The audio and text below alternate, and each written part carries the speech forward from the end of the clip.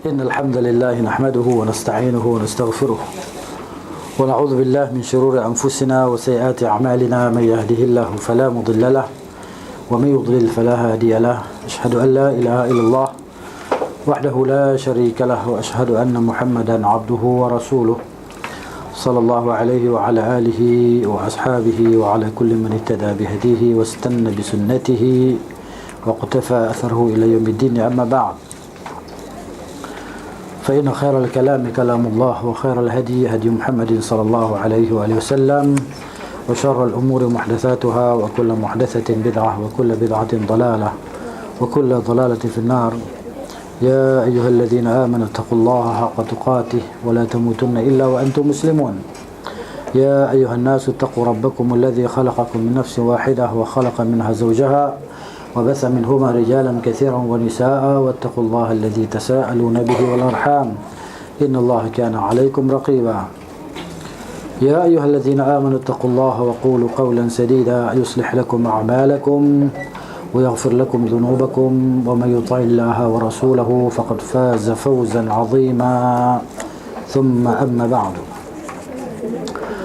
Hadirin hadirat muslimin muslimat yang rahmati Allah, hari ini insya-Allah kita sambung bacaan Jalan Golongan yang Selamat, bahagian 35, nombor 6. Nombor 6. Bahagian 35, cara mencintai Allah dan Rasulnya sallallahu alaihi wasallam, nombor 6. Di sini diceritalah tentang pengalaman dia, Syekh Muhammad bin Jamil Zainu.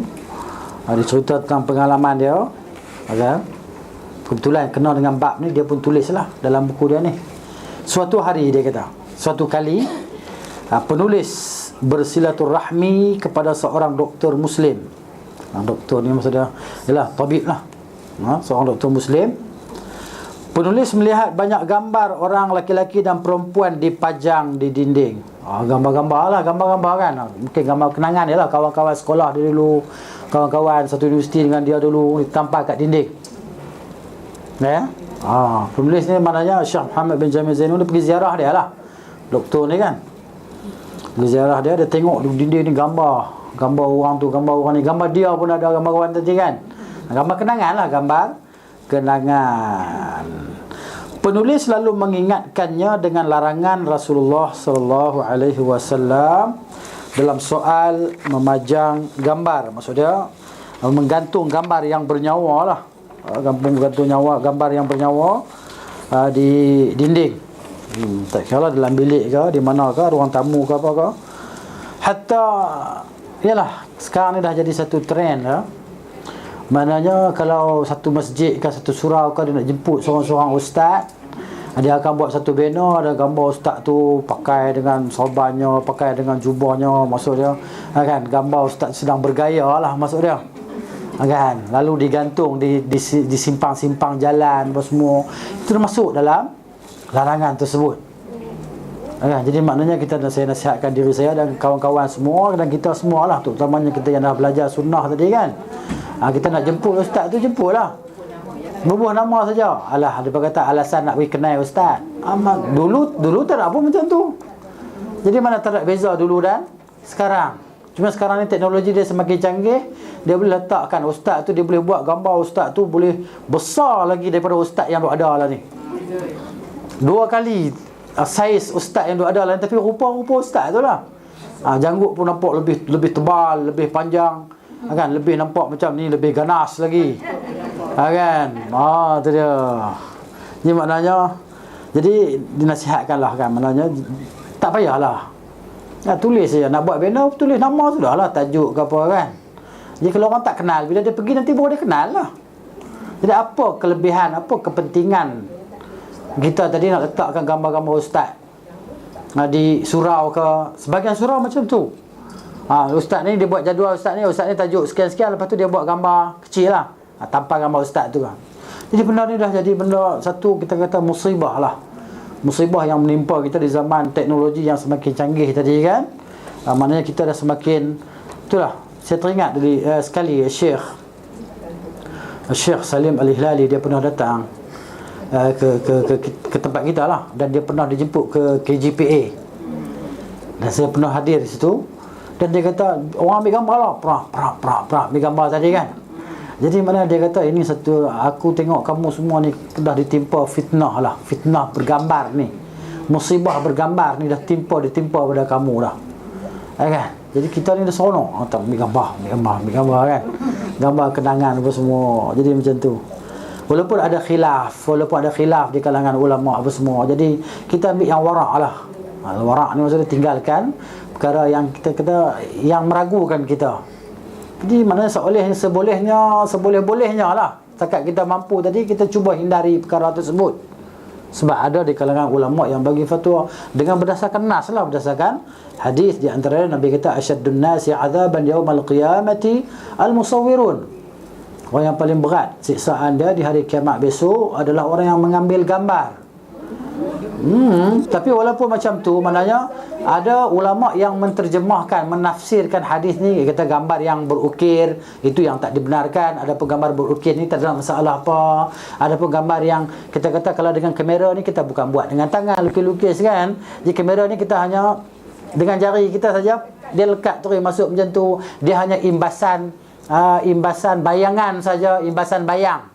Macam kita duduk di cermin semua. Jadi banyaklah aqwal, pendapat ulama tentang tu kan, tentang gambar tadi. Jadi maknanya walaupun benda tu khilaf, jadi kalau kita boleh seboleh-bolehnya, kalau kita mampulah untuk mengelakkan, kita elakkan. Tapi kalau kita tak boleh nak elakkan, macam mana? Fattaqullaha mastata'tum. Itu dia. Jadi Nabi beritahu macam tu lah. Lepas tu Nabi kata, inna ashab hadhihi as-suwar yu'adzabuna yawm al-qiyamati wa yuqalu lahum ahyu ma khalaqtum. Sesungguhnya ya, orang-orang yang membuat gambar tu disiksa pada hari kiamat, dan dikatakan kepada mereka, hidupkan apa yang telah kamu ciptakan. Itu tentang gambar. Tapi kalau tentang video ni, maknanya di situ nampak lebih kuat, tak ada masalah apalah video, sebab video ni dia dalam keadaan benda tu bergerak sana sini kan. Tapi yang jadi masalah macam gambar tadi, itu jadi masalah. Lalu khilaf ulama kan, tadi. Dalam hadis yang lain, Nabi SAW ketika Nabi utuskan Ali bin Abi Talib radhiyallahu anhu, Nabi kata, la tada' suratan illa tamastaha. Jangan kau tinggalkan gambar melainkan kau padam gambar tadi. Ya? Wala qabran musyrafan illa sawaitah. Kau tidak kubur yang dibuat binaan di atasnya, melainkan engkau ratakan kubur tersebut. Itu kata Nabi SAW.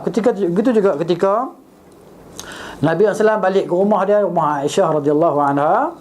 Kan Nabi masuk tu, Nabi tengok ada gambar yang gambar dilansir lah, gambar haiwan kan, di dinding tu. Maka Nabi tadi marah dan berubah muka dia. Maka Nabi tanggalkan kain tadi kan. Maka dibuat manfaat, digunting. Aisyah digunting, dibuat sarung bantal macam tu lah.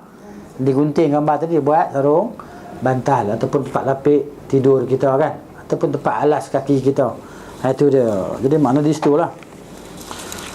Jadi dia bagi nasihat lah kepada doktor tadi kan. Dia bagi tahu lah, dia ingatkan doktor tadi dengan larangan Rasulullah SAW dalam hal gambar tadi.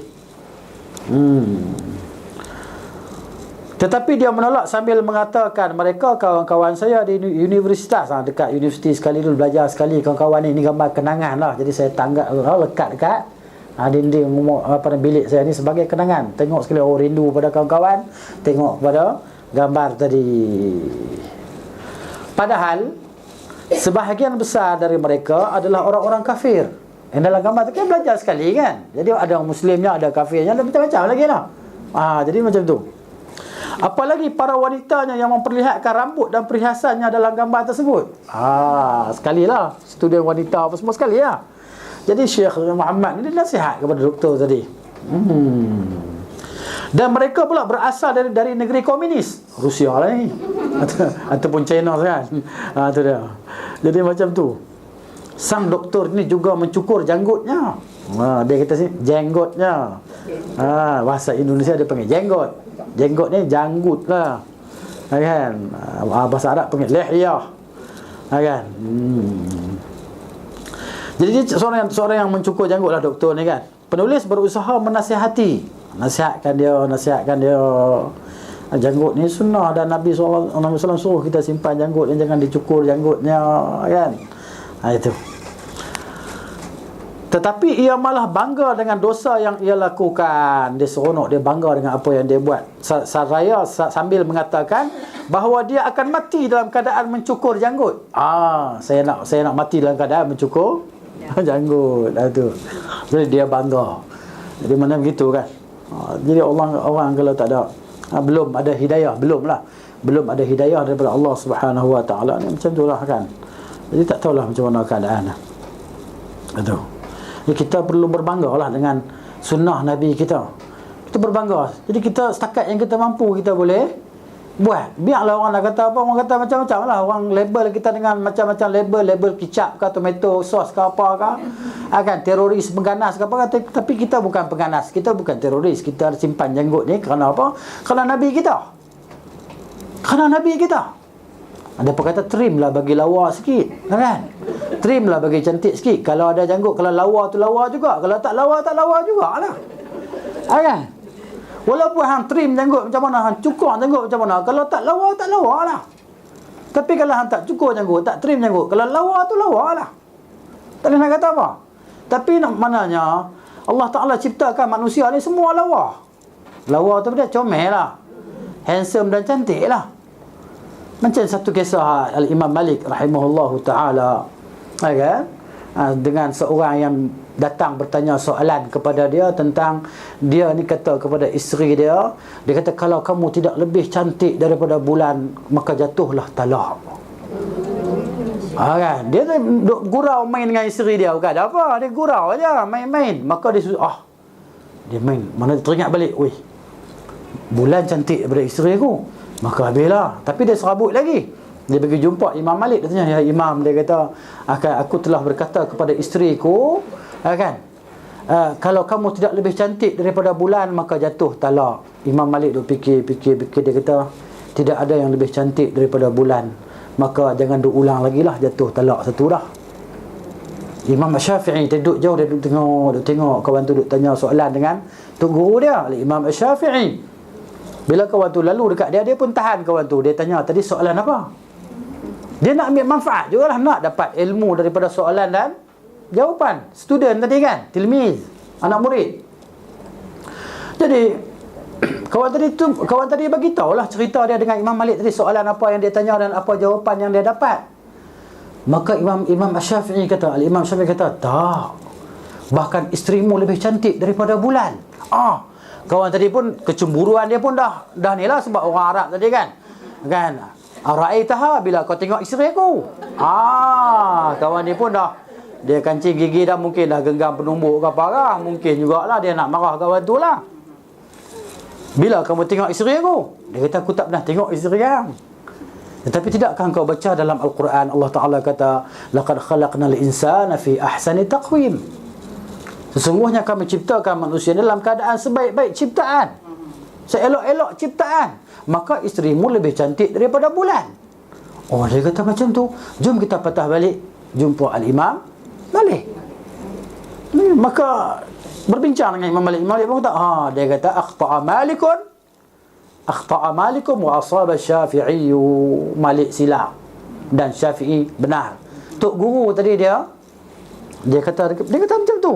Susah tok guru ni nak mengaku depan anak murid tadi kan. Hang betul yang saya silap. Kan? Jadi macam tu tawaduknya para a'immah kita kan. Jadi contohnya manusia ni Allah Ta'ala cipta sebaik-baik ciptaan.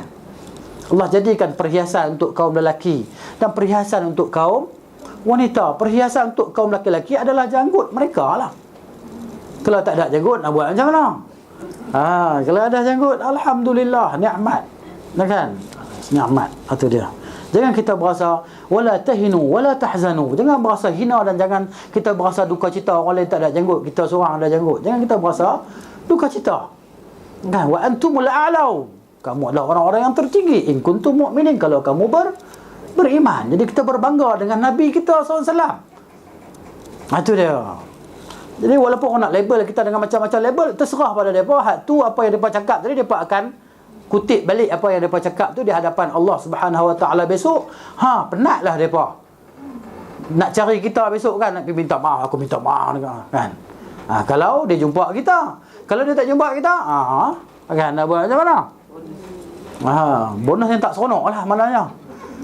Tu bonus yang tak seronok. Jadi bonus untuk kita seronok lah. Jadi berapa banyak pahala kita duk boleh macam-macam depa nasihat kita, trim lah, bagi lawa sikit, trim kan. Hang tak mengaji, hang duk diam. Hang tak erti hadis, tak erti Quran, hang duk diam. Jangan duk cakap, jangan duk tambah dosa. Tu dia. Walai pun mengaji juga. Walai pun ustaz juga, tapi janggut tak macam hang pun. Walai pun ada janggut juga. Ikut orang lain lah. Aku ikut Nabi SAW. Aku bukan ikut orang lain. Walai pun ikut Nabi juga. Wa idza khatabahumul jahiluna qalu bye-bye. Qalu salama. Gitu. Jadi maknanya orang jahil cakap kita dia penat. Sebab tu duk debat-debat dengan orang jahil ni maknanya buang masa, tak ada faedah. Tambah rosak akhlak kita lagi ada. Kalau orang jahil ajak kita berdebat, kan? Kita banyak kerja lagi nak buat. Banyak kerja lagi duk debat dengan dia apa. Orang jahil ni kita tahu dah. Kan? Dia hanya nak menegakkan pendapat dia, walaupun pendapat dia tu kita kata tak betul, kan? Itu. Baik, ini dia. Dia kata dia akan mati dengan keadaan mencukur janggut. Nak buat macam mana? Suatu hal yang mengherankan, doktor yang melanggar ajaran Rasulullah SAW tersebut mengaku bahawa ia mencintai Nabi.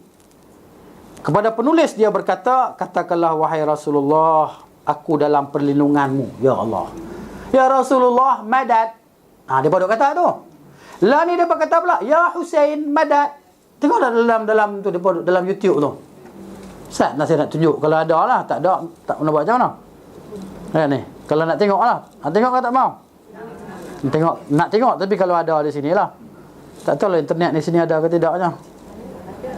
Ada ya? Ustaz, mana dia boleh buka tu ada. Ustaz nak tunjuk dia apa? Ustaz, mana dia ni? Ni hak Rasulullah, ada hak ya Husain Madad ni. Hak depa nak buat ijtima' ulama, apa nama multaqa ulama depa ni, dia ni di Malaysia ni kan. Pok-pok ni lah duk minta dekat Husain ni, ya Husain tolonglah kami. Tu dia.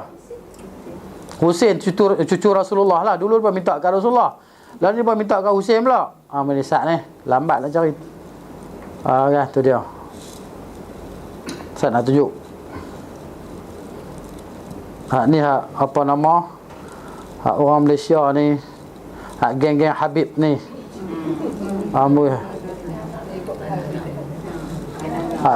Geng Yahanana ni duk minta ya Rasulullah ni. Sana boleh pakai ni tak?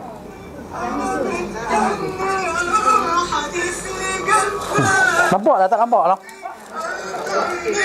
Kalau ada projektor tu, ada projektor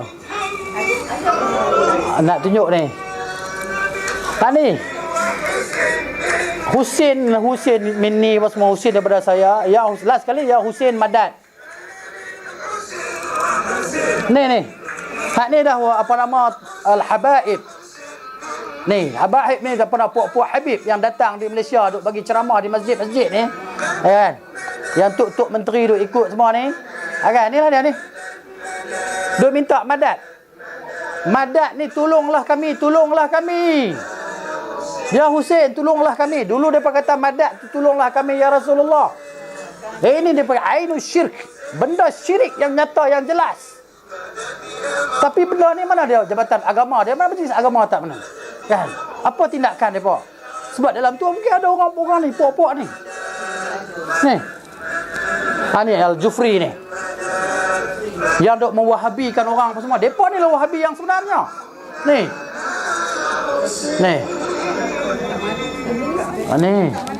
Ni di mana orang Melayu kita apa ada ni? Tak tahu ni di mana ni? Ni depa hantar dalam Facebook dan YouTube pun ada. YouTube. Tak tahulah tajuk apa, tapi tu dia lah. Hak ni Jufri ni hak dibangga-banggakan oleh puak-puak apa nama tasawuf, apa nama puak-puak sufi ta'assub, muta'assibin di Malaysia ni. Ni. Jufri ni Yamani lah, orang Yaman tadi. Yang dia kata cucu Rasulullah, keturunan Rasulullah apa semua kan. Hang keturunan Rasulullah pasal apa tak mau ikut sunnah Rasulullah? Lepas tu pula duk pergi ambil apa ijazah zikir apa semua dekat apa Syekh Nazim apa semua tadi kan. Yang jelas kesesatan depa tadi. Tu. Jadi benda ni kita baru kena ada ghirah terhadap perbuatan-perbuatan puak ni yang menyesatkan orang. Berapa ramai orang yang dah sesat dengan depa ni. Kan? Cakap dengan Jakim. Cakap dengan Jakim. Depa ni tahu dulu pada kita lagi. Ya. Nak cerita macam tu kan? Cerita macam tu. Jadi kalau kita nak cerita sunnah, nak cerita apa, nak cerita hadis kat satu depa pi tangkap kita, depa pi saman kita apa semua. Kan?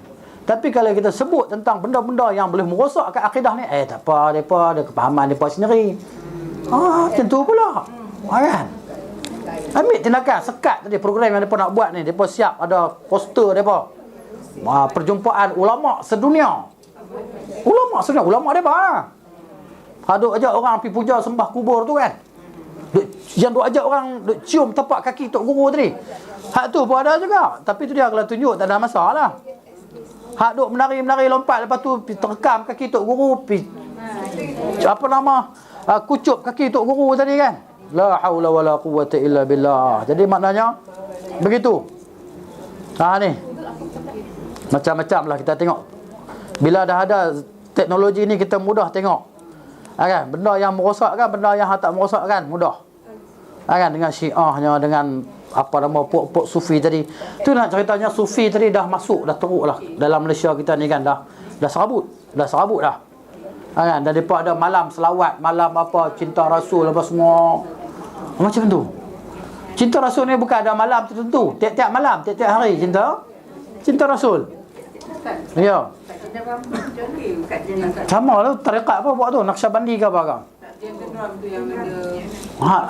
Geng depan ni lah ni. Al-Habaib ni.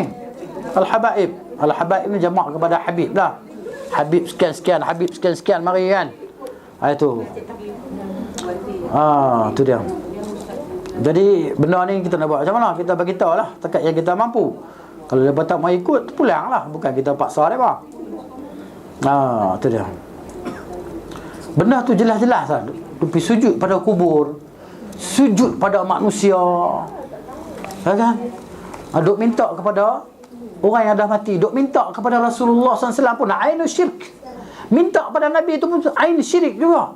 Minta kepada Husain cucu Nabi tadi kan, madad, minta tolonglah kami, tolonglah, madad tadi, bantulah kami. La ilaha illallah. Itu dia. Baik. Jadi berhubung dengan tu, saya duk cari tadi maknanya terdapat Islam soal wa jawab. Syekh Saleh Al-Munajjid disebut. Ada orang tanya soalan kepada dia.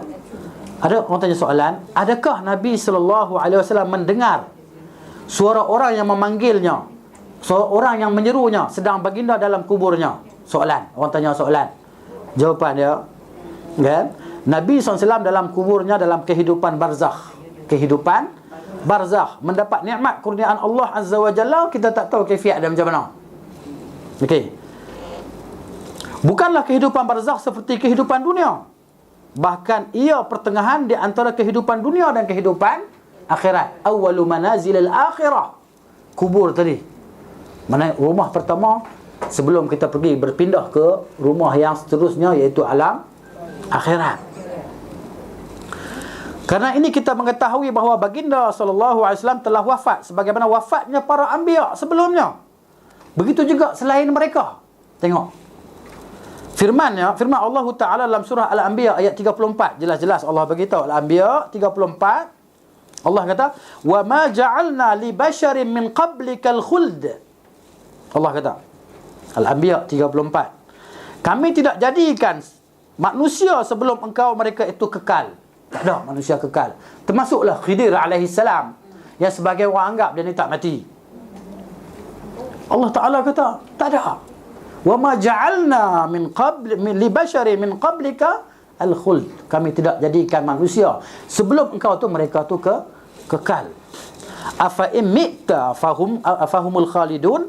Adakah mereka itu telah meninggal maka mereka akan kekal? Adakah kamu mati, bila kamu mati mereka kekal? Adakah macam tu? Nak istingkar lah. Tidak. Mana tidak?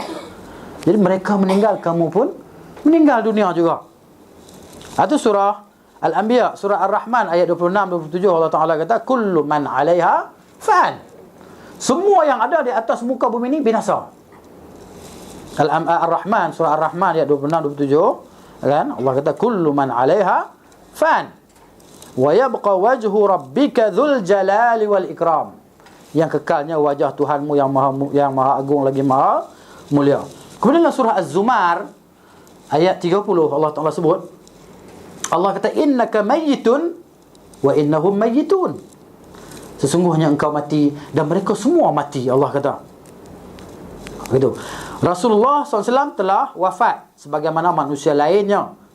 Kerana para sahabat radhiyallahu anhum, mereka memandikan Nabi ketika Nabi wafat, mereka kafankan Nabi, mereka solatkan atas Nabi SAW, dan mereka kebumikan Nabi SAW.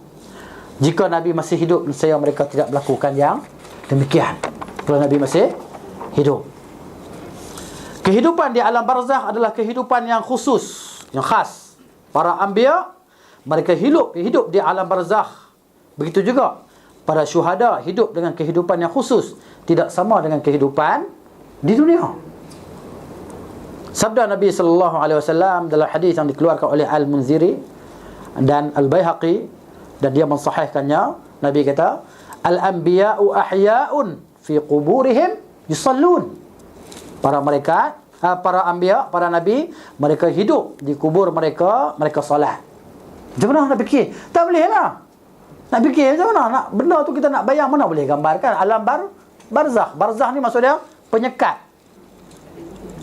dinding tadi kan. Jadi kita tak tahu yang sebelah sana macam mana, sebelah sana pun tak tahu yang di sini macam mana. Dua-dua pihak saling tak mengetahui. Kemudian dalam surah Al-Baqarah ayat 154, Allah Ta'ala sebut, ba'da a'udzu billahi minasyaitonir rajim, wa la tahsabanna alladhina qutilu fi sabilillahi amwat bal ahya'un walakin la tash'urun. Jangan kamu menyangka, jangan kamu kira bahawa orang yang dibunuh di jalan Allah Ta'ala itu mereka mati. Bahkan mereka hidup, tetapi kamu semua tidak sedar, tidak mengetahui, tidak sedar, tidak tahu macam mana mereka hidup. Jadi maknanya, orang-orang mati tidak mendengar ucapan orang hidup. Orang mati tak boleh dengar orang hidup cakap apa. Sekali lagi mereka akan bantah. Kita pun nak, sebelum mereka bantah, kita nak jawab dululah. Kerana Allah Ta'ala berfirman dalam surah Fatir ayat 22, Fatir, Allah kata, wa ma anta bimusmi'in man fil qubur. Allah kata dalam surah Fatir ayat 22, dan tidaklah engkau dapat mendengarkan mereka yang berada di dalam kubur. Engkau tu siapa? Nabi sallallahu alaihi wasallam. Nabi pun tak tahu apa orang yang dalam kubur tu kena, melainkan diberitahu kepada Nabi sallallahu alaihi wasallam. Di antara hadis dua orang yang kena azab kan, Nabi duduk berjalan-jalan dengan sahabat-sahabat, duduk jalan-jalan di atas tu. Satu masa dia bagi tahu pada Nabi, orang dalam ni kan tengah kena siksa. Diberitahu kepada Nabi SAW. Yang lain Nabi tak tahu. Begitu juga dengan kisah pemuka-pemuka pembesar Quraisy yang mati terbunuh di medan Badar, dicampak ke dalam Al-Qalib. Satu perigi buta di tengah Badar tu kan, campak di situ. Maka Nabi menyeru kepada mereka, hal wajadtum ma wa'ada rabbukum haqqan, inna wajadna ma wa'adana rabbuna haqqan. Kan? Nabi kata, kamu ni, Nabi kata kepada para sahabat, tidaklah kamu semua lebih mendengar apa yang aku ucapkan ni daripada mereka yang di dalam tu. Mereka tadi lebih dengar apa yang aku cakap daripada kamu semua tadi. Mereka dengar perkataan Nabi sebiji-sebiji, satu huruf perkataan Nabi SAW. Tapi mereka tak boleh nak jawab apa. Buat-buat tadi dah jadi mayat dah. Itu mukjizat yang diberikan kepada Nabi SAW. Bukan pada semua keadaan. Tetapi mari puak-puak juhal ni, puak-puak yang menyesatkan orang tadi, mereka letakkan dalil tu umum, tak kira untuk siapa saja. Nabi tadi boleh tahu segala benda yang ghaib. Ini satu kesesatan yang nyata. Guna dalil tapi tak kena pada tempatnya. Itu dia. Baik. Tidak sabit dalam Al-Quran dan Sunnah bahawa Nabi SAW mendengar setiap seruan atau aduan umatnya. Tiap-tiap orang pergi, ya Rasulullah, aku ni kan susah lah, kerja ni punya lah lama kerja, tak naik pangkat lagi, macam mana lagi, kan? Lepas tu lah anak-anak pun tak nak tolong orang, macam-macam lah mengadu pergi kat kubur Nabi tadi, mengadu macam-macam lah. Maknanya tak sabit pun bahawa Nabi SAW tadi mendengar aduan dia. Tak sabit pun. Hanya yang sabit dari sallallahu alaihi wasallam bahawa sampai kepadanya selawat dan salam oleh orang yang berselawat dan salam atasnya sahaja. Tak tahu je kalau kita selawat, kita Allahumma salli wa sallim ala nabiyina Muhammad sampai kepada dia. Itu dia. Begitu juga assalamualaikum ya Rasulullah ketika kita di kubur dia tadi kan. Sebagaimana hadis riwayat Abu Daud dengan sanad yang sahih, sanad yang hasan dari Abu Hurairah radhiyallahu anhu bahawa Nabi SAW bersabda. Nabi kata, "Ma min ahadin yusallimu sallama alayya." Tidak ada seorang pun yang memberi salam ke atasku illa raddallahu alayya, melainkan Allah Taala akan kembalikan ke atasku ruhku hatta arudda alaihi salam, sehingga aku menjawab salamnya. Kena faham elok-elok hadis ni. Hadis ini tidak menyebut bahawa baginda mendengar salam orang yang memberi salam. Dia tak sebut pun Nabi dengar. Nampak tak? Pasal apa yang kita kata Nabi ni dengar? Dalam lafaz hadis tak sebut pun bahawa Nabi ni dengar kita ni bagi salam kat dia. Cumanya Nabi kata Allah kembalikan roh dia, kemudian dia jawab salam orang yang memberi salam. Bahkan di sini diihtimalkan, dipertanggungkan bahawa Nabi SAW menjawabnya apabila disampaikan kepadanya oleh malaikat. Malaikat kata, kan, ni umatmu sekian-sekian bagi selawat dan salam ke atas kamu. Maka Nabi pun menjawab selawat dan salam. Bukan makna kata Nabi itu dalam kubur tu dengar apa yang kita cakap. Bukan macam tu. Baik. Kalau pun takdir kata Nabi itu dengar salam orang yang memberi salam, maka ini adalah pengecualian. Satu pengecualian bagi Nabi SAW. Masa tu saja. Dan untuk tu saja. Tidak untuk yang lain. Okay? Sebagaimana pengecualian bagi mayat yang mendengar bunyi tapak kasut mereka yang mengiringi jenazah. Kan? Mayat tu dia dengar bunyi tapak kasut kita. Itu pengecualian yang disebut dalam hadis. Itu dia. Bukan makna mereka ni dengar semua apa yang kita cakap. Bukan makna macam tu. Tapi orang kita dia faham lebih. Nabi cerita hak tu, mereka ni pandai pada Nabi, mereka faham lebih pada apa yang Nabi cakap. Mereka kata kan, maknanya tu hadis sebut. Hadis tak sebut pun kata orang dalam kubur tu dengar apa semua yang kita cakap. Cuma Nabi sebut di ketika itu mereka mendengar bunyi derapan kasut tapak kaki orang yang berjalan balik tadi kan. Ada pun satu hadis lagi yang cerita Nabi tadi bagi salam kepada ahli kubur kan. Ada tak Nabi beritahu orang dalam kubur tu jawab salam kita? Pasal apa yang kita ni sebahagian kita lah, bukan kita sini lah. Saya marah ustaz. Sebahagian orang dia ambil dalil, dia kata maknanya satu hadis kata macam tu. Hadis kata macam tu bukan kata macam yang kamu buat tu. Pi mak kan tolonglah mak ni. Kan abang-abang, kakak-kakak ni dia tak jaga adik elok-elok mak. Kan umpamanya begitulah. Pergi mengadu dekat mak dia di kubur, cakap sembang dengan mak dia. Mak dia tak dengar dah, beritahu adik mak tak dengar dah. Kan?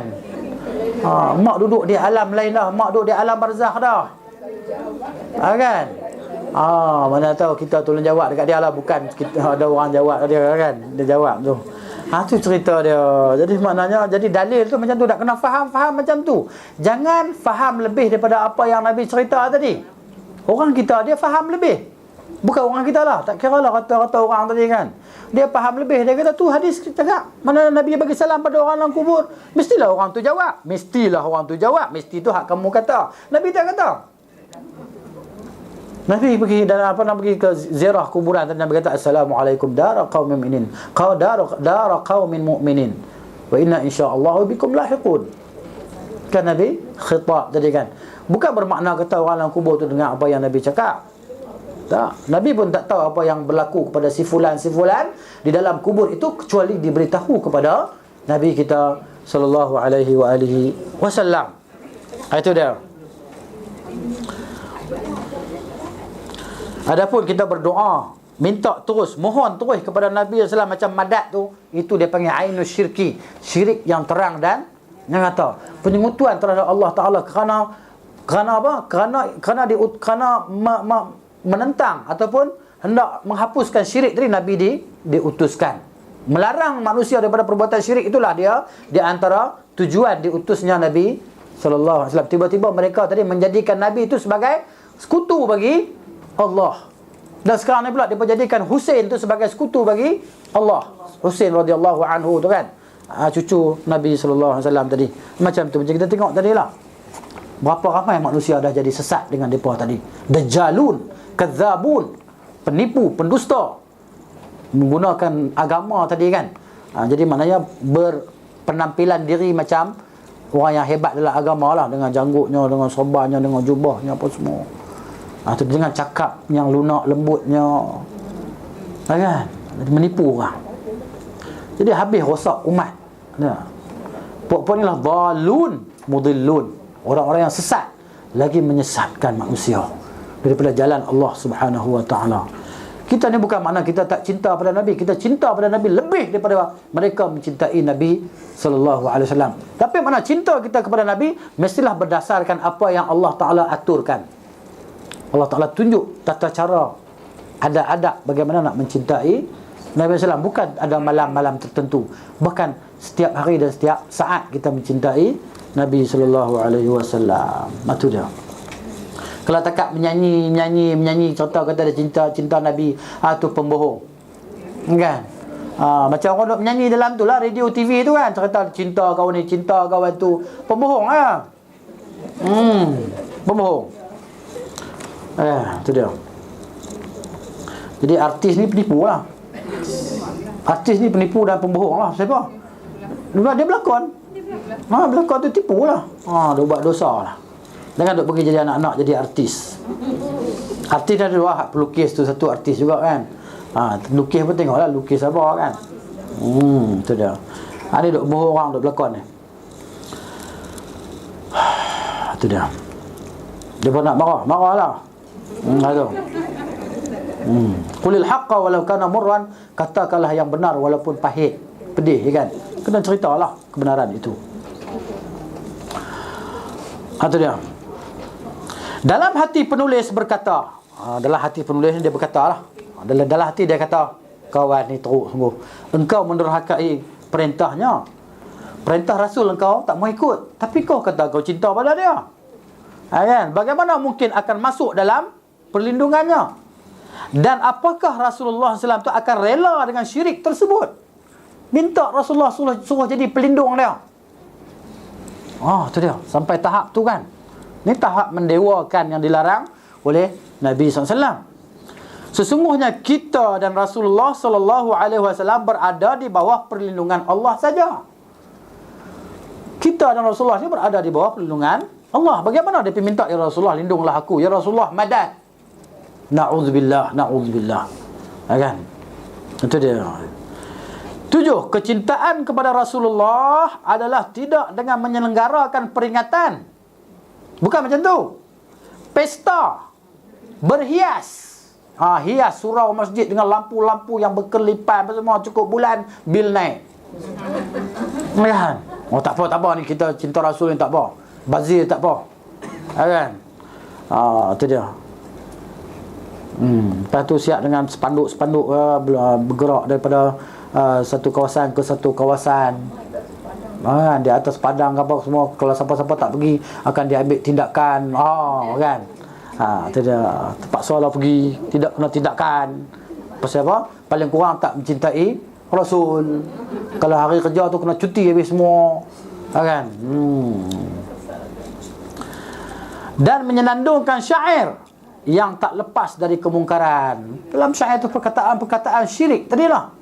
Anta nurun fawqa nurin, engkau cahaya di atas segala cahaya. La haula wala quwwata illa billah. Demikian pula tidak dengan berbagai macam bid'ah yang tidak ada dasarnya dalam ajaran syariat Islam. Nabi tak pernah duk ajak benda-benda macam tu. Kita fikir senang je, Abu Bakar, Umar dan para sahabat, mereka terlalu mencintai Nabi SAW. Lau kana khairan la sabaquna ilaihi. Kalau benda hak serabut daripada buat hari ni bagus, baik, nescaya sahabat-sahabat buat dulu pada kita lagi. Kan? Tapi kenapa sahabat Umar, Abu Bakar tak buat? Jadi kenapa kita hari ni buat? Daripada kata iman kita tak macam Imam Abu Bakar, sebab tu kita buat. Dia nak jawab juga. Kan? Iman kita lemah, sebab tu kita kena buat. Abu Bakar dia pun memanglah duk cinta Nabi dah. Kan? Tapi iman kita tak macam iman Abu Bakar. Tidakkah kita ni disuruh mencontohi Nabi dan para sahabat? Itu dia. Allah kata as-sabiquna al-awwaluna minal muhajirin wal ansar, kan? Ikut para sahabat tadi. Itu dia. Wa may yushaqiqir rasula min ba'di ma tabayyana lahu al-huda wa yattabi' ghayra sabilil mu'minin. Sabil al-mu'minin adalah sabil para sahabat radhiyallahu anhum. Itu dia. Tetapi kecintaan kepada Rasulullah SAW adalah dengan mengikuti petunjuknya. Itu yang benarnya. Ikut petunjuk Nabi SAW. Berpegang teguh dengan sunnahnya.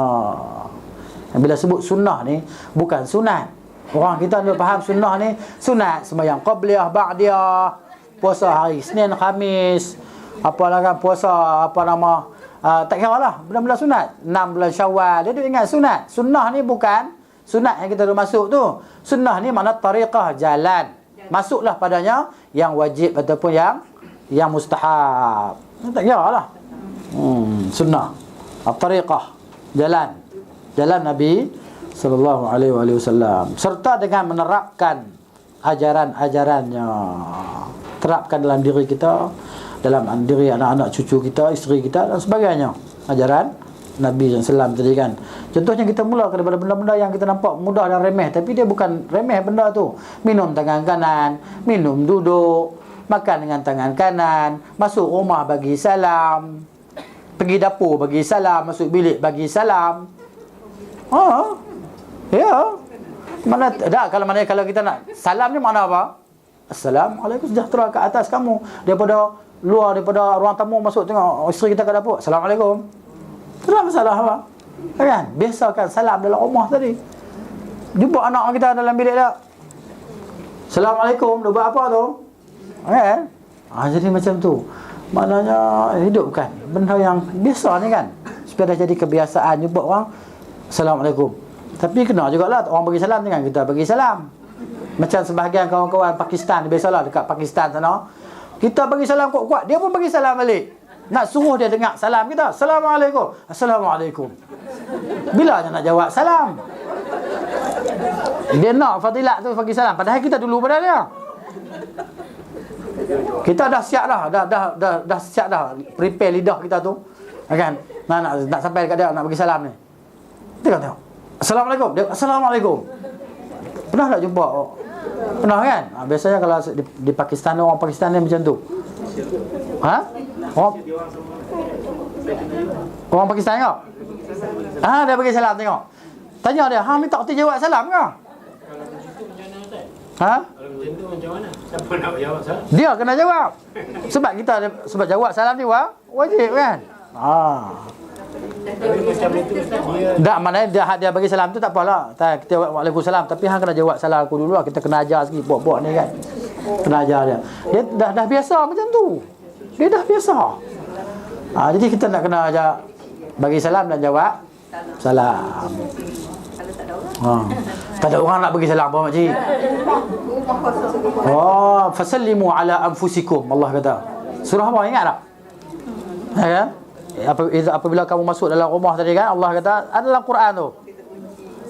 Fasallimu ala anfusikum. Mana dia? Surah dia?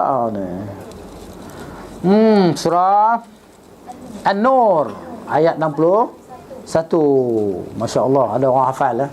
Ustaz tak ingat. Alhamdulillah. Kan, hafal lah tu. Hafal di buku. Ayat 61. Ayat dia panjang, kan? Tu dia. Ayat yang bawah sekali tu. Fa idza dakhaltum buyutan fasallimu ala anfusikum. Bila kamu masuk dalam rumah, kan, rumah dalam orang, tahiyatan min indillah, rumah kita lah, mubarakatan tayyibah.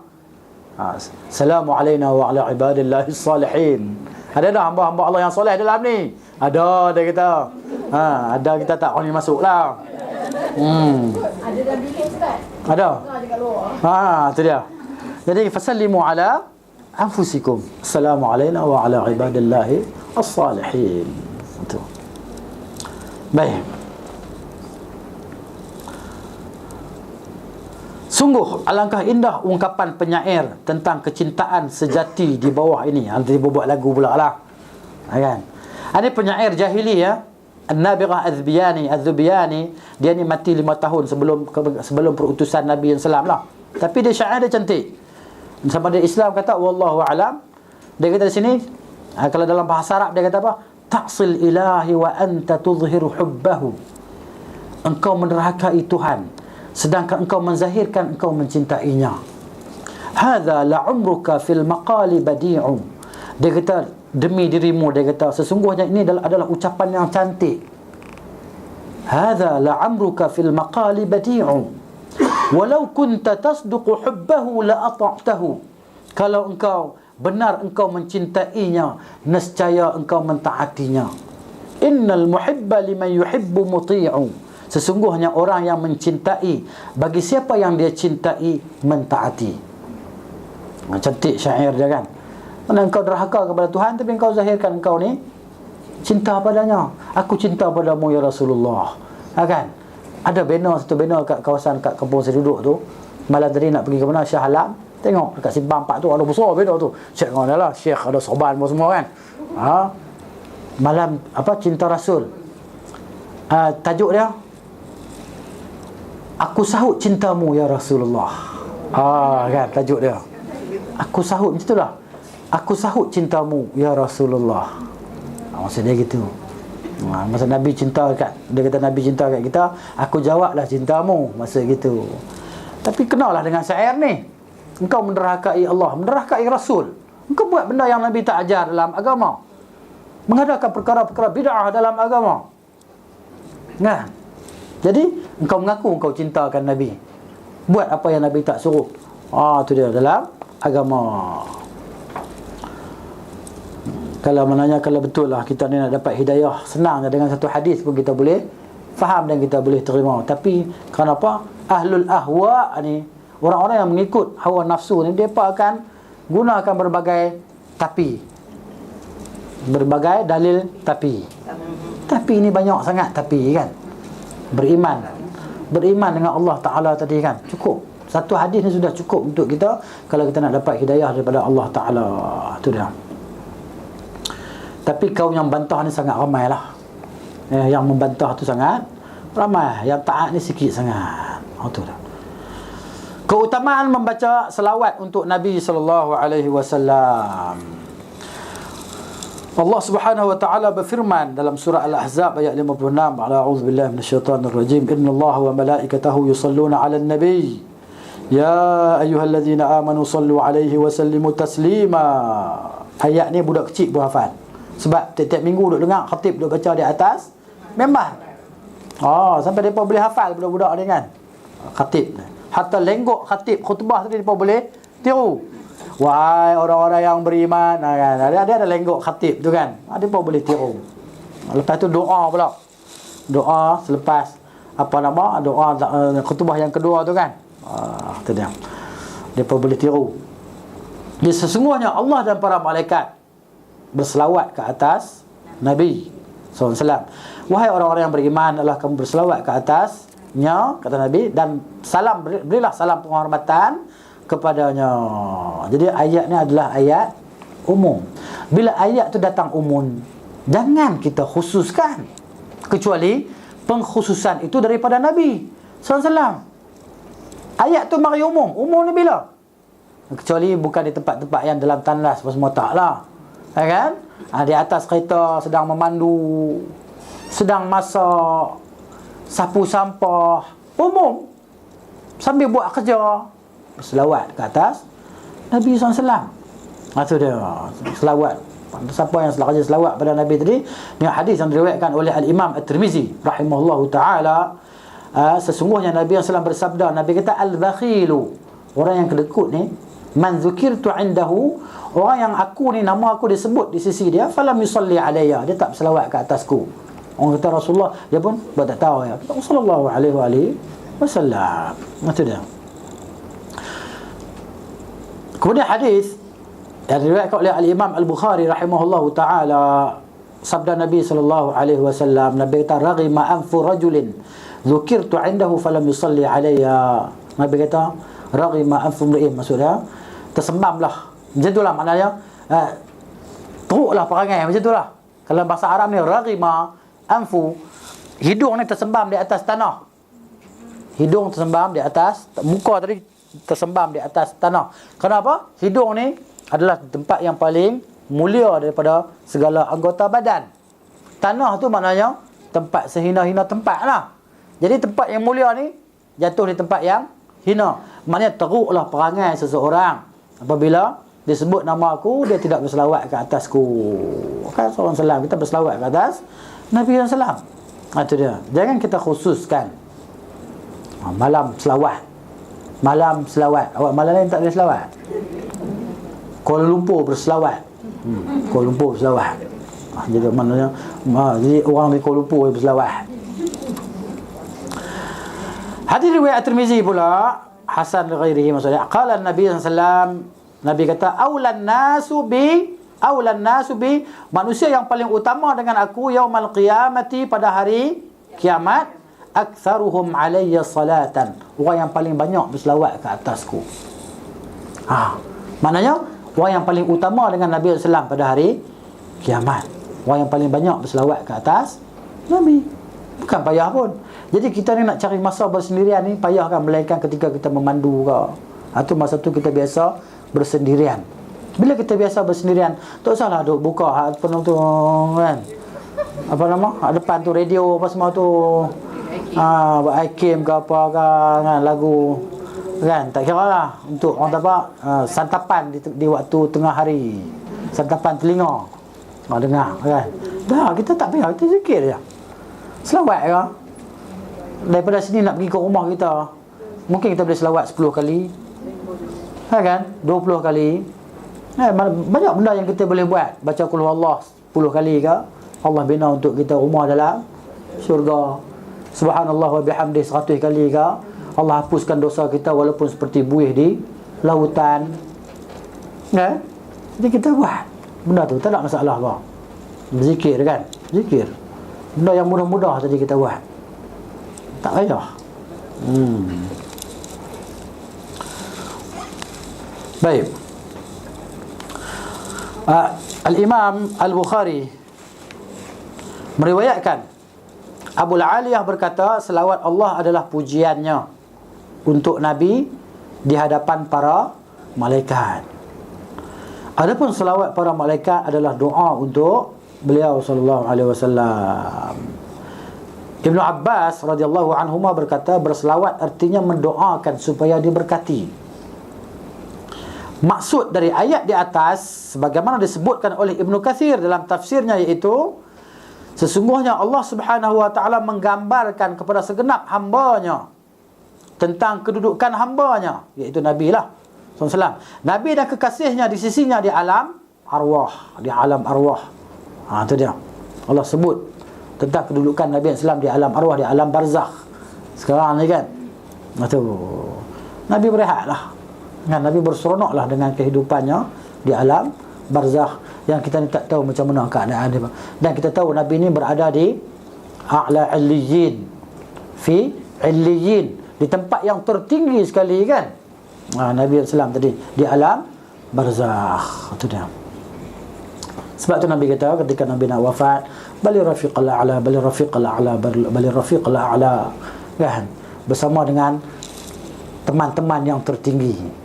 Teman-teman yang tertinggi kan, mana minal ladzina an'amta alaihim, daripada orang-orang yang Allah Engkau beri nikmat ke atas mereka kan, minal anbiya'i, daripada para nabi, ya, was-siddiqin wasyuhada'i was-salihin.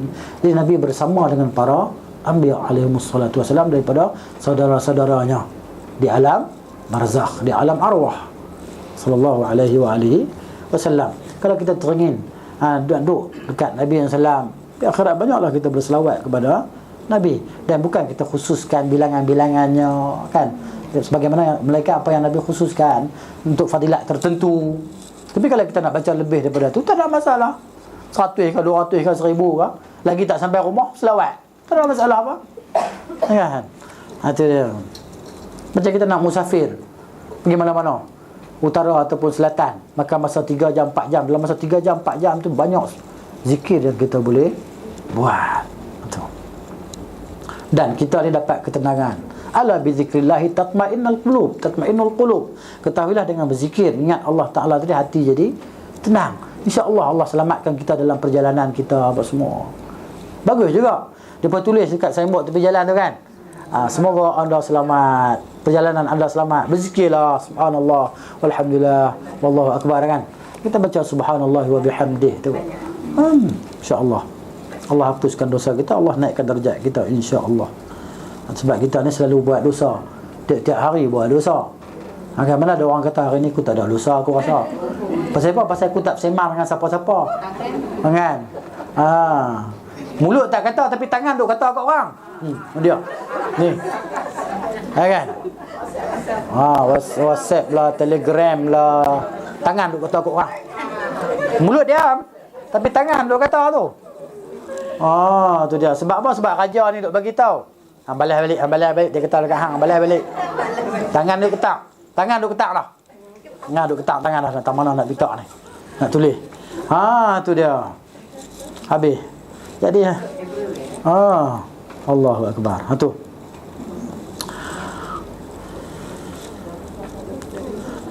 Dia mana bahawa sesungguhnya dia, yang Allah Taala memujinya di hadapan para malaikat, dan sesungguhnya para malaikat berselawat untuknya. Kemudian Allah memerintahkan kepada penghuni alam di dunia agar berselawat untuknya. Allah Ta'ala suruh kita selawat tadi. Sampai mak-mak kita kan basuh ikan. Hang basuh ikan dia, hang selawat tak? Selawat tak berhenti mak. Selawat tak berhenti. Kan? Kalau hang tak selawat, hang basuh lain. Selawat kan? Betul. Orang tu kan? Dia kata hang tak basuh, tak selawat ni, tak bersih ikan ni kan? Takkan nak basuh ikan sampai putih kot. Habis tak manis lah ikan tu dah. Dia jadi sepuluh makan kertas dah. Tu dia. Basuh beras kena selawat. Semua selawat kan. Tuk kita tu. Mana dia nak ajar kita ni supaya rajin berselawat. Tu. Ya. Perbuatan yang betul. Maknanya kalau kita niat kata basuh beras kena selawat, tu satu bid'ah yang kita buat marilah. Jadi kalau kita saja nak berselawat, daripada duduk merapu apa semua, selawat. Tak ada masalah apa. Kita memang kita duduk berselawat dah. Bukan kerana nak basuh beras jadi kita berselawat. Bukan i'tiqad kita bahawa tak selawat hari ni beras aku tak comel, nasi cepat basi lah. Tak, bukan maksud macam tu. Jangan i'tiqad macam tu lah. Orang tu kan tak tahulah i'tiqad dia kan. Tapi maknanya ma'zur lah mereka tak tahu benda tu kan. Jadi kita insya-Allah lah. Tu. Ya, semua ada selawat, Kemudian Allah tu dia. Sehingga berkumpullah pujian baginya dari segenap penghuni alam semesta. Semua pakat selawat kepada Nabi sallallahu alaihi wasallam kan. Daripada jin dan manusia. Nombor 1, dalam ayat di atas Allah memerintahkan kita agar mendoakan dan berselawat untuk Rasulullah SAW. Bukan sebaliknya. Bukan memohon kepada Nabi. Allah larang kita pergi minta kat Nabi. Allah suruh kita selawat untuk Nabi. Doakan keberkatan tadi untuk Nabi SAW. Itu dia. Semuanya dalam syurga ada tempat yang tertinggi Nabi kita, kan? Tidak mendapatnya melainkan seorang lelaki sahaja. Nabi kata wa arju dan aku harap akulah orang itu. Maka Nabi suruh kita tadi kan berdoa selawat. Wasilah untuk Nabi kan ketika selepas azan tu kan. Allahumma rabb hadhihi da'wati tammati was salatil qa'imah ati Muhammadil wasilata wal fadilah wa ba'athu maqaman Muhammadil ladzi wa'ata kan. Doa yang diajar selepas azan. Itu dah hadis tu lepas ni dah ada tu. Bukan sebaliknya memohon kepada beliau sebagai sesembahan selain Allah atau membacakan Al-Fatihah untuk beliau sebagaimana yang dilakukan oleh sebahagian manusia, sedekah Fatihah kepada Nabi SAW, sedekah Fatihah kepada orang-orang yang telah meninggal. Walaupun kita kata di sana ada akwal para ulama yang mengatakan sebab apa? Sebab dia berkata Fatihah ke apakah sebahagian daripada amalan soleh. Amalan soleh tu, jadi amalan soleh tu kita dah dapat pahala. Pahala tu milik kita. Ikut sukalah kita nak sedekah pada siapa? Itu kata sebahagian ulama. Hal tersebut Al-Imam Ibn Qudamah ada sebut juga dalam kitab dia kan tentang tu. Tapi pendapat ni, walaupun pendapat ni kebanyakan ulama kata macam tu, tapi kita tanya pula, adakah Umar, Abu Bakar buat macam tu? Buat mari satu riwayat daripada Abu Bakar radhiyallahu anhu dan sahabat-sahabat yang lain buat macam mana? Sedekah pahala bacaan Quran kepada Nabi SAW. Buat mari satu ya. Yang sahih kita nak amalkan dengannya. Tak ada. Bila tak ada, tidak ada qaul yang kita dapat ikuti melainkan qaul Nabi SAW. Tidak ada kefahaman yang dapat kita ikuti melainkan kefahaman para sahabat radhiyallahu taala anhum ajma'in. Adapun kefahaman selepas tu kalau tidak ada nas padanya, maka kita tak ambil. Bukan makna kita mencela para ulama, bukan kita tak sayang ulama. Kita ikut ulama apabila ada nas. Ini bermakna bukan kita ikut ulama, kita ikut orang yang ulama ikut, iaitu Nabi sallallahu alaihi wasallam. Jadi mereka tahmah pula, kita dah kata kamu ni tak mencintai ulama semua. Nabi kata ulama tu pewaris Nabi. Yalah pewaris, dia mewarisi apa yang Nabi tinggal tu ya. Bukan tapi mereka ataupun dia buat fahaman dia sendiri, tak. Itu dia. Mari faham Abu Bakar dan faham Umar dalam hadis tersebut. Kenapa? Kerana tanpa Abu Bakar, Umar dan jilus sahabah, generasi para sahabat, kita tak akan dapat walau satu hadis. Fahamlah hadis bagaimana mereka memahaminya. Itu maksud dia. Baik. Bacaan selawat untuk Rasulullah SAW yang paling utama adalah yang beliau ajarkan kepada para sahabat. Ketika beliau bersabda, qulu, Nabi kata qulu Allahumma salli ala Muhammad wa ala ali Muhammad. Sahabat dia ajar macam mana kami nak berselawat kepada engkau Rasulullah. Maka Nabi kata katakanlah Allahumma salli ala Muhammad wa ala ali Muhammad kama sallaita ala Ibrahim wa ala ali Ibrahim innaka Hamidum Majid wa barik ala Muhammad wa ala ali Muhammad kama barakta ala Ibrahim wa ala ali Ibrahim innaka Hamidum Majid. Yang ketiga, selawat di atas juga selawat di atas dia kata juga selawat-selawat yang lain yang ada di dalam kitab-kitab hadis dan fiqh yang terpercaya, yang sahih lah. Tidak ada yang menyebutkan lafaz Sayyidina penghulu kita, yang hal itu ditambahkan oleh kebanyakan orang. Memang benar bahawa Rasulullah SAW itu adalah penghulu kita, Sayyiduna. Tetapi berpegang teguh dengan sabda dan tuntunan Rasul adalah wajib, dan ibadah itu dilakukan berdasarkan keterangan nas syara', tidak berdasarkan akal. Takkan kita nak letakkan akal kita, yalah Nabi sebut macam tu sebab Nabi merendah diri, kita kena sebutlah. Nabi merendah diri, Nabi tak sebut diri dia Sayyidina. Jadi kita ni umat dia, kita kena sebutlah. Kan? Macam tu lah, macam Datuk lah. Saya ni Datuk ni kan. Takkan dia nak abang kata dia Datuk. Jadi kita tahu Datuk, kita kena panggil Datuk. Pasal apa panggil nama saya? Tak tengok depan tu tulis apa? D A-T-U-K ataupun D-A-T-O, ada koma di atas tu kan. Sebut bagi habis. Dia tak suruh macam tu kan. Jadi kita kena sebut lah. Dia buat kias macam tu, kias ma'al farid. Kias tak betul lah. Kan, itu dia. Yang keempat, sabda Rasulullah sallallahu alaihi wasallam, "Idza sami'tum al-mu'adzin," bila kamu dengar muazzin, faqulu misla ma yaqul, sebutlah sebagaimana muazzin tadi sebut kan. Sebut, lepas tu thumma sallu alayya, kemudian hendaklah kamu berselawat ke atasku.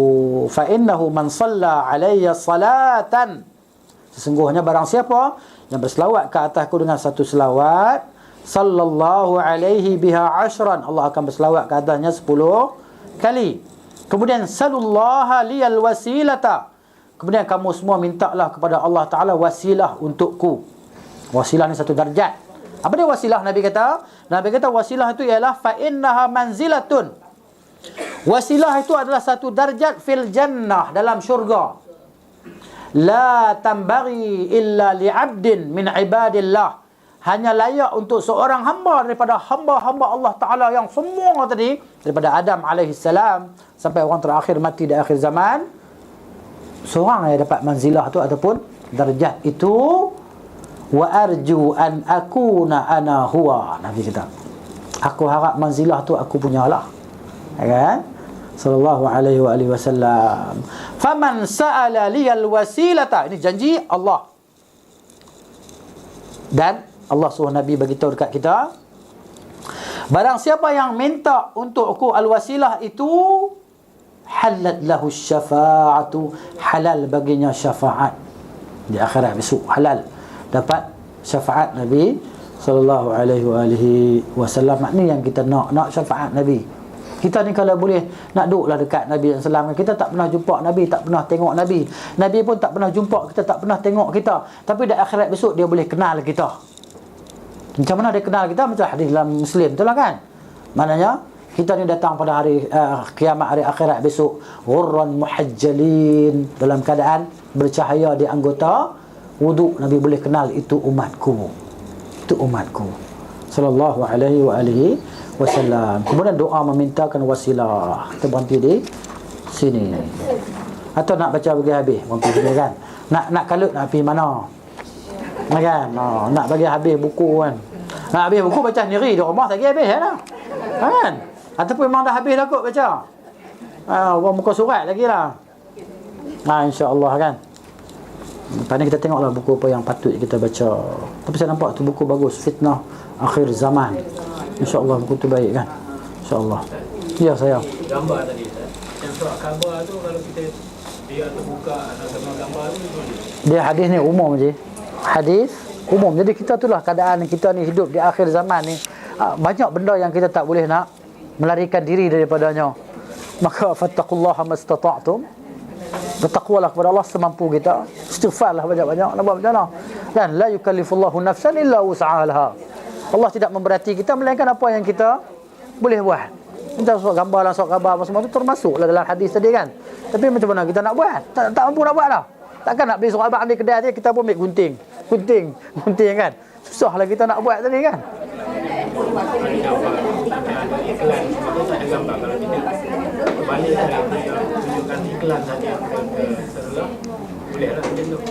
Di situ pun ada perbahasan ulama saja. Di situ pun ada perbahasan lagi. Tapi maknanya macam dikatakan tadi lah. Ada qaul ulama tadi yang kata maknanya qaul yang tasahul lah, lebih mudah lagi kan. Maknanya dia kata kan gambar kalau gambar yang kata macam Imam An-Nawawi dia sebut macam tu kan. Kalau gambar tu tak berukir, tak apa semua kan. Ada qaul dan pendapat ulama yang macam tu. Jadi kita menghormatilah pandangan pendapat ulama tadi. Tapi kalau dalam keadaan macam ni kita tak boleh nak buat apa. Hatta saya sendiri saya tak boleh nak buat apa. Tak mampu kita. Jadi takat yang kita buat lah. Kita boleh tutup, kita boleh lipat. Macam tu kan. Takat yang kita mampu buat. Itu dia. Tak boleh nak lari lagi. Tak boleh nak lari. Wallahu a'lam. Ada soalan? Nak habiskan? Ya?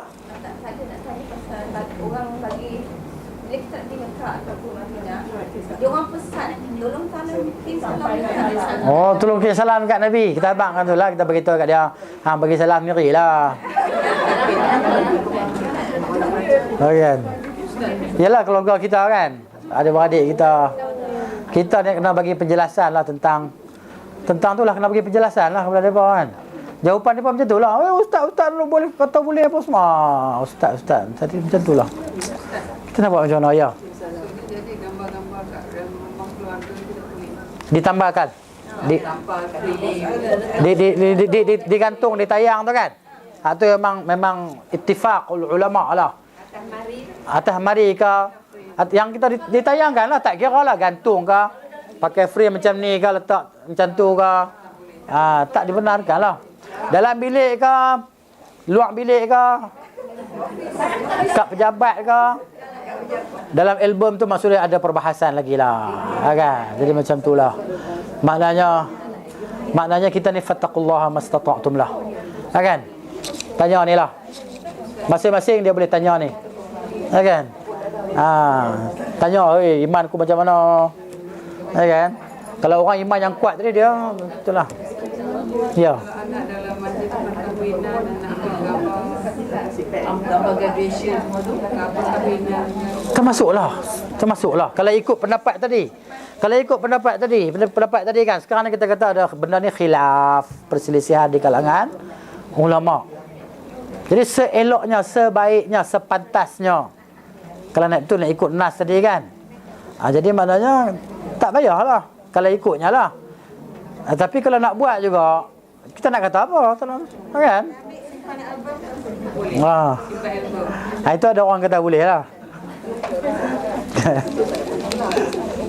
Ada orang kata boleh, kan?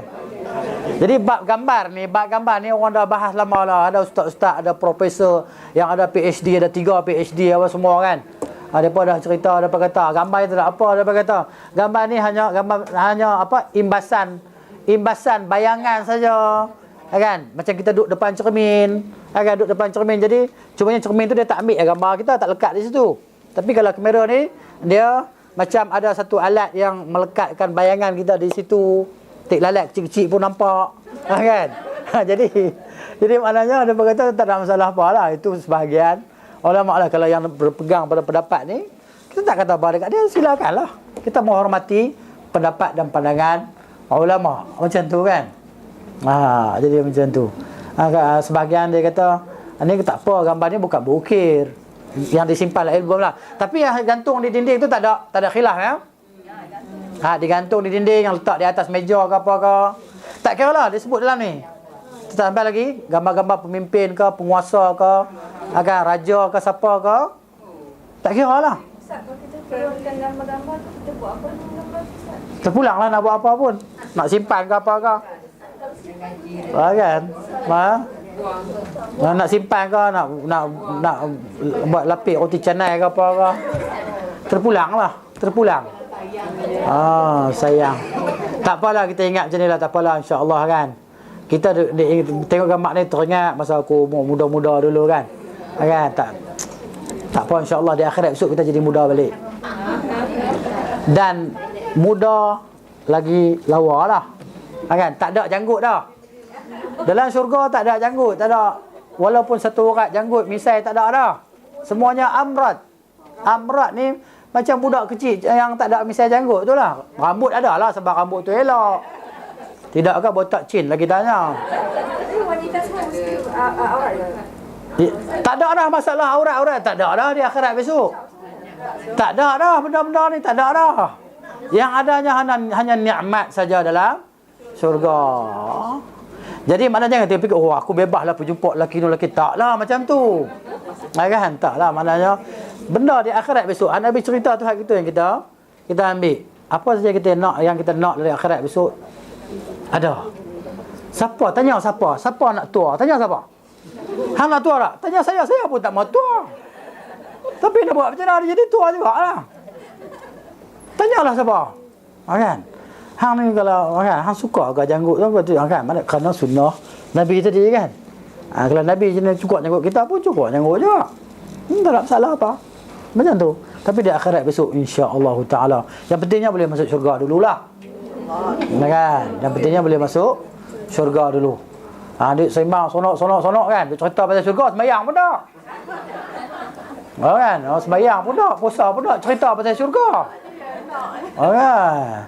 Itu dia, tak betul lah tu, tak betul. Kan? Nak sesuatu tapi tak berusaha kepadanya, insya-Allah. Ya, kita berhenti di sini tak apalah insya-Allah kan.